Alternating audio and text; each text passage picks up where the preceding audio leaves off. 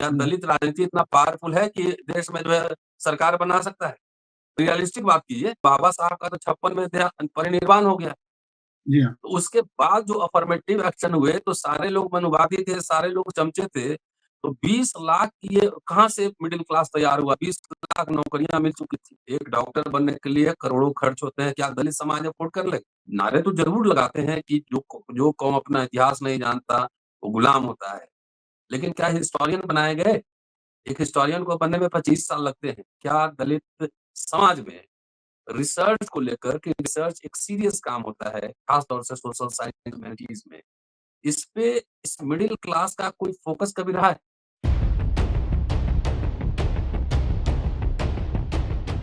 नमस्कार। 134वीं अम्बेडकर जयंती के उपलक्ष्य में doctor Ambedkar international mission Australia की तरफ से सिडनी यहाँ पे डॉक्टर अम्बेडकर जयंती के उपलक्ष्य में आज हमारे साथ डॉक्टर रतन लाल सादर आमंत्रित है। सर, आपका यहाँ आने के लिए बहुत-बहुत धन्यवाद। स्वागत करता हूँ शुक्रिया। सर। डॉक्टर रतन लाल वैसे किसी परिचय के मोहताज नहीं है। आप दिल्ली यूनिवर्सिटी में हिस्ट्री एंशिएंट इंडियन हिस्ट्री के प्रोफेसर हैं। आपने अपनी पीएचडी थीसिस स्वतंत्रता सेनानी काशी प्रसाद जायसवाल इनके ऊपर की है। आप अनेक प्रकाशन और पुस्तकों के लेखक हैं। आप अम्बेडकर नामा नाम का एक यूट्यूब चैनल चलाते हैं और अनेक सामाजिक राजकीय लीगल इश्यूज पे आप अपनी राय बड़े बेबाकी से रखते हैं। आपकी राय अक्सर बैलेंस्ड और काफ़ी कभी-कभी तीखी भी होती है। इसके लिए आप जाने जाते हैं। आप इनके विचारों से सहमत हो सकते हैं या असहमत हो सकते हैं, but one thing is for sure, आप इनके विचार को इग्नोर नहीं कर सकते। सर, स्वागत है। शुक्रिया, thank you. Doctor Ratan Lal, doctor Ambedkar के सारे विचारों में एक सबसे प्रमुख विचार जो है वो एजुकेट, ऑर्गेनाइज और एजुटेट इसका है। Organisation becomes a very important part of any agitation और without an organization agitation करना it's many times unfruitful। आज के परिवेश में जब इंडियन कॉन्स्टिट्यूशन और इंडियन स्टेट के आगे हिंदू राष्ट्र जैसे बड़े खतरे खड़े हैं, ऐसे वक्त आज के सामाजिक और राजकीय परिवेश में दलितों के मार्जिनलाइज्ड लोगों के तरफ से की ओर से लड़ने वाला ऐसा कोई इफेक्टिव सोशल या पॉलिटिकल या कल्चरल ऑर्गेनाइजेशन मुझे कहीं दिखाई नहीं देता है। तो क्या आप इस बारे में थोड़ा सा प्रकाश डाल सकते हैं कि हम as a person from marginalised community हम लोगों के आगे क्या ऑप्शंस हैं, और can you please also elaborate कि इस परिवेश में दलित कहाँ स्टैंड करता है, और if you can further extend it to whatever doctor Ambedkar's view on building, maintaining and propagating an organisation. Doctor Ratan Lal sir. जी। सबसे पहले एक सवाल मैं आप ही से करता हूँ, उसी में उसका जवाब है, तब बात शुरू करेंगे। डॉक्टर अम्बेडकर कहाँ से पढ़ कर आए थे? Colombia, London. कोलंबिया से पढ़ कर आए थे सर। और जब किसी समाज का लीडरशिप बड़े-बड़े विश्वविद्यालयों से निकलता है, तब एक मूवमेंट आंदोलन बनता है। जी दलित हाँ। समाज का क्या हो गया? 50 के बाद अब तक दलित समाज का जो पढ़ा-लिखा मिडिल क्लास है, वो सरकारी नौकरी में गया, डॉक्टर, इंजीनियर बना। विश्वविद्यालय विश्वविद्यालय जहाँ आइडियोलॉग्स बनते हैं, जहाँ पे स्टेट्समैन बनते हैं, वहाँ में हमारी भागीदारी नहीं रही और हमने कोशिश भी नहीं की। प्रोफेशनल्स बनाने की भी कोशिश नहीं की। अच्छे लॉयर बनाने की कोशिश नहीं की। नारे तो ज़रूर लगाते हैं कि जो कौम अपना इतिहास नहीं जानता, वो गुलाम होता है। लेकिन क्या हिस्टोरियन बनाए गए? एक हिस्टोरियन को बनने में 25 साल लगते हैं। क्या दलित समाज में रिसर्च को लेकर कि रिसर्च एक सीरियस काम होता है, खास तौर से सोशल साइंस ह्यूमैनिटीज़ में। इस पे इस मिडल क्लास का कोई फ़ोकस कभी रहा है? अगर आपसे मैं कहूँ कि आपको अभी लोकसभा का टिकट दिलाना है, आप सिडनी से आ जाएँगे और 4 करोड़ रुपया लेकर भी आएँगे। लेकिन ये बोलो कि 2 बच्चों को एक रिसर्च प्रोजेक्ट करना है, एक किताब लिखना है अम्बेडकर और डेमोक्रेसी के ऊपर मान लीजिए, या अम्बेडकर चंदा लेते तो उसके ऊपर रिसर्च करना है कि कहाँ-कहाँ मटेरियल है। तो ये समाज उस पे इन्वेस्ट करता है क्या? तो जो नहीं करता। रिसर्च, डेवलपमेंट, आइडियोलॉजी, यूनिवर्सिटीज़ इस पे इन्वेस्ट नहीं करेगा। आज मैं जो भी हूँ, सही गलत जो भी हूँ, तो इसके पीछे मेरी 30-35 साल की तैयारी है ना, तभी तो बोल पाता हूँ। 30-35 साल की तैयारी है। तो इसमें एक बराबर। लंबा वक़्त लगता है। ये नहीं है कि आप डिग्री लिए और तुरंत आप बन जाएँगे। 20-25 साल प्रैक्टिस करेंगे तो अच्छे लॉयर बनेंगे। सीरियस रिसर्च करेंगे तो 20 साल लगता है एक आदमी को साहित्यकार बनने में, हिस्टोरियन बनने में। So do we have professional historians, sociologist, political scientist हैं तो कितने हैं? कितने हैं? 1, 2, 3 गिन लेंगे, इतने बड़े पॉपुलेशन में। तो हमने वो बराबर। लैग किया है, इसलिए लीडरशिप वैसे लोगों के पास गया है, जो सिर्फ़ समझते हैं कि इलेक्शन लड़ लेने से या चुनाव लड़ लेने से, चंदा इकट्ठा कर लेने से देश में क्रांति आ जाएगी। तो पहली बात ये है। दूसरी बात, आपने हिंदू राष्ट्र की बात की। मैं आपसे एक सवाल पूछता हूँ, आप प्रोफेशनल डॉक्टर हैं, जी। आपने पढ़ाई कब पूरी की? सर मैं 98 में मैं पास आउट हो गया था। सन 98 में कितने फीस लगे? बहुत कम, 400-500 रुपए में मेरा एजुकेशन हर टर्म का हो जाता था। पिताजी क्या करते थे? मेरे पिताजी भी डॉक्टर थे और डॉक्टर थे? उनके पिताजी क्या करते थे? हाँ, वो डॉक्टर नहीं रहे, वो डॉक्टर नहीं थे, नहीं रहे होंगे ना? लकड़ी का तीसरी पीढ़ी में तो सब लोग ज़्यादातर छोटे-छोटे काम करते थे, या मज़दूर होते थे या किसान, यही थे ना? जी हाँ, तो जब भारतीय गणराज्य रहा, तो आपके पिताजी भी डॉक्टर बने, ₹500 में आप भी डॉक्टर बने, स्टाइपेंड भी मिला होगा, वज़ीफ़ा भी मिला होगा। जी हाँ। आज क्या महाराष्ट्र में जो फेलोशिप, वज़ीफ़ा, स्टाइपेंड मिलता था मेडिकल कॉलेज में, वो मिल रहा है क्या? नहीं मिलता है। मेडिकल करने के लिए कितने पैसे अब खर्च होते हैं? अभी तो करोड़ों में चलते हैं आजकल। करोड़ों में चलते हैं ना? तो हुँ, हिंदू राष्ट्र में स्वागत है, हिंदू राष्ट्र में स्वागत है। जब इंडियन जी, रिपब्लिक था, जब रूल ऑफ लॉ थोड़ा-सा अफर्मेटिव एक्शन हो रहा था, तो आप फ्री में पढ़ लिए, वज़ीफ़ा भी लिए। और अब जो है हिंदू राष्ट्र जब बन रहा है, तो आप पढ़ नहीं सकते हैं। ये हकीकत है। एक डॉक्टर बनने के लिए करोड़ों खर्च होते हैं, क्या दलित समाज अफ़ोर्ड कर लेगा? नहीं नहीं करेगा करे ना? नहीं करे। नहीं करेगा। हुँ, लेकिन क्या दलित जितने संगठन चलाते हैं या पार्टी चलाते हैं, बड़े-बड़े दावे करते हैं, क्या कभी उनका एक सेमिनार आपने सुना है कि एजुकेशन पे एक सेमिनार हो रहा हो? एजुकेशन के सवाल पर कोई आंदोलन सुना है आपने? नहीं होता, नहीं ना? तो इसलिए नहीं मैंने होता। पहले ही कहा कि मीडियोक्र्स के हाथ में दलित राजनीति है। और वैसे नेता हिंदू राष्ट्र की पालकी ढो रहे हैं। जब कुल्हाड़ी होता है ना, उसमें लकड़ी लगा रहता है, जब पेड़ काटता है ना, तो लकड़ी को लगता है कि चलो पेड़ को लगता है कि चलो उसमें कुल्हाड़ी में लगा हुआ लकड़ी हमारा ही तो है।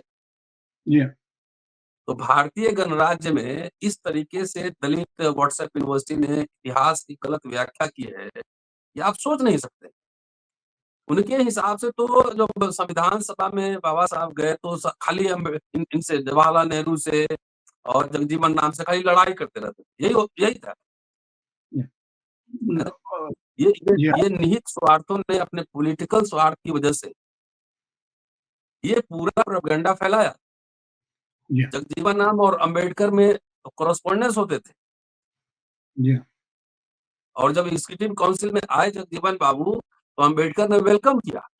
जब एग्जीक्यूटिव काउंसिल में अस्पृश्यों की संख्या बढ़ाने के लिए जब बाबा साहब ने मेमोरेंडम लिखा, तो जगजीवन बाबू ने उसपे दस्तखत किए। दोनों 2 धाराओं में थे, लेकिन इसका मतलब झगड़ा थोड़ी करते रहते थे। जी हाँ, तो ये बताइए 1950 से लेके 32 तक अफर्मेटिव एक्शन जो हुआ, बाबा साहब का तो 56 में परिनिर्वाण हो गया। जी हाँ, तो उसके बाद जो अफर्मेटिव एक्शन हुए, तो सारे लोग मनुवादी थे, सारे लोग चमचे थे। तो 20 लाख की ये कहाँ से मिडल क्लास तैयार हुआ? 20 लाख नौकरियाँ मिल चुकी थी। रेलवे में ओवर रिप्रेजेंटेड था, टेलीग्राफ में, एग्रीकल्चर मिनिस्ट्री में, एवरीवेयर। अब नौकरी मिल रही है क्या? नहीं अभी तो नहीं मिल रही है। मैं इसके बड़ा ऊपर मेरा आपसे थोड़ा-सा एक छोटा-सा सवाल था इस बारे में कि अगर मान लीजिए उस वक़्त हमको अगर नौकरियाँ मिल भी रही थी, तो was that something that was actually done by Congress जो उस वक़्त रेजिम में थी या that was a natural follow up of constitutional arrangement that was put in place by doctor Ambedkar. वो तो होना ही था, it was just by chance that Jagjivan Ram ji वहाँ पे थे and he was in one of the leading position. उनके हाथ में चांस आया, उन्होंने पूरी भर दी पोजीशंस।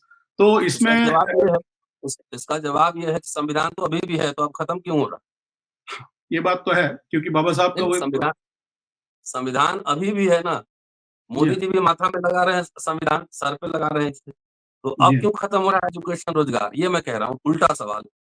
बराबर है आपकी बात। क्या बाबा साहब और जवाहरलाल क्या आरएसएस, बीजेपी, जनसंघ संविधान जब लागू हुआ था संविधान को मान रहे थे वो? नहीं, नहीं ये मानते। सवाल कांग्रेस से नहीं खाली पूछते हैं ना, ये बीजेपी आरएसएस से पूछिए कि उस समय जवाहरलाल नेहरू, अंबेडकर के पुतले फूके गए, संविधान जलाई गई। ये भारतीय मिजाज के हिसाब से नहीं है। मनुस्मृति होना चाहिए संविधान। जी, तो संविधान देखिए, पॉलिटिकल विल पावर, आइडियोलॉजी भी एक चीज है। जवाहरलाल नेहरू की ट्रेनिंग यूरोप में हुई थी। वो सोशल जी, डेमोक्रेट थे, है ना, सोशलिज्म में बिलीव करते थे। इंदिरा बिल्कुल। गांधी की ट्रेनिंग अपने फादर के साथ हुई थी, समाजवाद में वही बिलीव करती थी।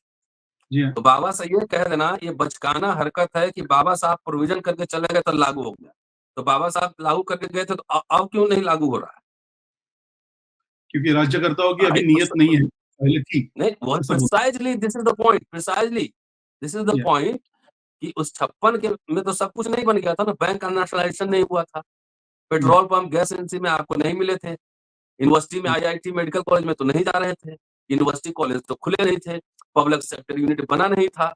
तो अगर जवाहरलाल नेहरू, इंदिरा गांधी चाहते कि नहीं बनाना है तो क्या कर लेते? आरक्षण तो संविधान में रखा रह जाता ना। जी हाँ, बात तो सही है आपकी। अगर राजीव गांधी ने, संयोग से उस समय कांग्रेस का जमाना था, बाबू जगजीवन राम थे।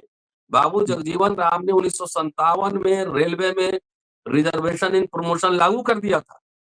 अब क्यों नहीं है? और जी, नहीं करते तो क्या हो जाता? कोई डिमांड समाज में था? अभी कोई डिमांड है? Any demand? नहीं है, बिल्कुल नहीं है। ये बात तो तो मैं आपको आपकी सिर्फ सिर्फ संविधान में आरक्षण लिखे हो जाने से क्या लागू हो जाएगा? नहीं, बाबा साहब तो बोल के गए ना, इम्प्लीमेंट करने वाले अगर उनकी नीयत नहीं है, तो नहीं होगा वो। ये बात तो मानता हूँ। संविधान सभा में ही बोले थे ना जी हाँ, कि कोई भी संविधान अच्छा या बुरा नहीं होता, लागू करने वाले लोग की नीयत कैसी है, बिल्कुल सही बात। उस पे निर्भर करता है। तो क्या संविधान सभा में जवाहरलाल नेहरू अगर सब मनुवादी होते और लोगों को सपोर्ट नहीं मिलता, तो संविधान बन पाता? डेफ़िनिटली नहीं एक बन पाता। सहमति एक सहमति बनी ना। लोग जी हाँ, एनलाइटेंड थे, पढ़े-लिखे लोग थे, लगता था कि इनके साथ एट्रोसिटीज़ हो रहा है, हज़ारों साल से हुआ, तो एक सिम्पैथी का भी भावना थी ना? जी हाँ, तो अभी जब हिंदू राष्ट्रवादियों का हमला हो गया है, मान लो भारतीय संविधान पे और भारतीय गणराज्य पे, Indian Republic and Indian constitution, तो दलित को क्या करना चाहिए आप मुझे बताइए? राजा बनने का, पीएम, सीएम बनने का खाली ख्वाब देखना चाहिए कि जो मिले हुए अधिकार है उसको बचाने की लड़ाई लड़ लीजिए? ऑब्वियसली द सेकंड वन जो मिले है उसको तो बचा के रखो, क्योंकि हमारा कारवां आगे ना जाए तो कोई बात नहीं, वो जहाँ है वहाँ तो रहे कम से कम। तो ये बात तो मानता हूँ मैं आपकी। सर महाराष्ट्र के इसकी नेता और बिहार के नेता हिंदू राष्ट्र की पालकी हो रहे हैं। जी हाँ, अठावले नाम ले रहा हूँ, चिराग पासवान, मांझी, अठावले, और बाबा साहब ने शेड्यूल कास्ट मैनिफेस्टो में कहा था 1951 में, पढ़ लीजिएगा, 53 या 54 नंबर पॉइंट है। जी हाँ, हमारा समझौता जो है किसी भी शर्त पर आरएसएस और हिंदू महासभा जैसे रिएक्शनरी ऑर्गेनाइजेशन फोर्सेस के साथ नहीं होगा, ये डॉक्टर अंबेडकर ने कहा था। आज बाबा साहब का नाम लेकर निर्लजता से बीजेपी से समझौता कर रहे हैं ना लोग, चुनाव लड़ रहे हैं ना, मिनिस्टर जी, बन रहे हैं ना। बाबा साहब का ये लाइन नहीं पढ़ा था? जी हाँ। मैं सर इसको इसको इस तरीके से देखने की कोशिश करता हूँ कि छुपा हुआ दुश्मन जो है, वो खुलेआम दुश्मन से ज़्यादा खतरनाक होता है। तो एटलीस्ट आज बीजेपी वगैरह टाइप के जो राइट विंग्स ऑर्गेनाइज़ेशंस है, उसके चलते कम से कम हमको वो दुश्मन दिख तो रहा है, तो एटलीस्ट हम लोगों की अभी नींद थोड़ी-थोड़ी खुल रही है। लेकिन कांग्रेस के साथ ये होता है कि हम लोग एक फ़ॉल्स सिक्योरिटी में चले जाते हैं, और ये बात भी उतनी ही सही है कि जितना नुकसान अभी बीजेपी कर रही है, उससे शायद थोड़ा ज़्यादा ही नुकसान कांग्रेस के थ्रू हमारा हुआ है। तो हमारी पूरी संगठनाएँ कांग्रेस ने लिटरली निगल ली है ना। तो इस बारे में क्यों आप निकल गया? नहीं, नहीं, अरे ये बताइए, क्यों निकल गया? क्या ईमानदार लीडरशिप आया? बाबा जी, साहब के ज़माने में ही गुटबंदी हो रहा था, क्योंकि आपका लीडरशिप भी बेईमान था। जी, भाई पॉलिटिक्स है ना, कोई ये तो नहीं है यहाँ पे कि एकदम संतों का समागम चल रहा है। आपका लीडरशिप करप्ट था ना, बेईमान था जी, ना। डेफिनिटली। आज बाबा साहब होते तो क्या करते? ज़रा ये मुझे बताइए। आज बाबा देखिए साहब होते और जिस तरह से कॉन्स्टिट्यूशन पे हमले हो रहे हैं, उसके प्रोविजंस खत्म हो रहे हैं, तो क्या करते हो?